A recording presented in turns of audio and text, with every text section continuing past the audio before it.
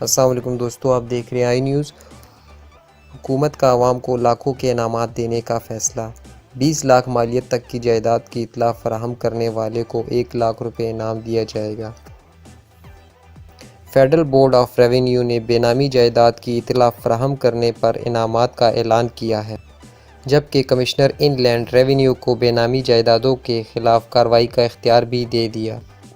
بے نامی ٹرانزیکشنز کی ممانعت سے متعلق ایکٹ کے تحت ملک بھر میں عدالتیں بھی قائم کی جائیں گی۔ ایف بی آر بھی کرپشن کی روک تھام کے لیے سرگرم ہو گئی اور بے نامی جائیدادوں کی اطلاع دینے والوں کے لیے انعام کا اعلان کر دیا۔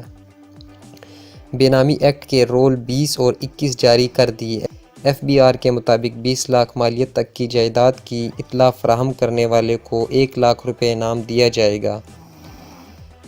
20 لاکھ سے زائد مالیت کی جائیداد پکڑوانے والے کو 1,20,000 سے 2,20,000 روپے تک انعام ملے گا۔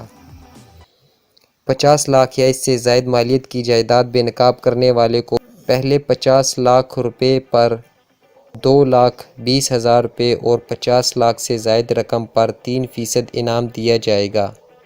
ایف بی آر نے بے نامی جائیدادوں کے خلاف کارروائی کے لیے کمشنر ان لینڈ ریونیو کو اختیارات بھی دے دیے ہیں، جبکہ ڈپٹی کمشنر ان لینڈ ریونیو بے نامی جائیدادوں کو ضبط کرنے کے مجاز ہوں گے۔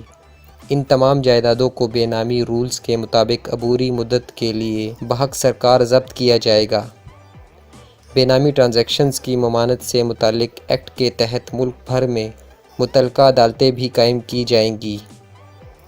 چیئرمین کو ماہانہ 3 لاکھ روپے تنخواہ اور مراعات فراہم کی جائیں گی، جبکہ ایڈجوڈیکیشن اتھارٹی کے ممبران کو 2 لاکھ روپے تنخواہ اور مراعات دی جائیں گی۔ ویڈیو دیکھنے کا شکریہ، تھینکس۔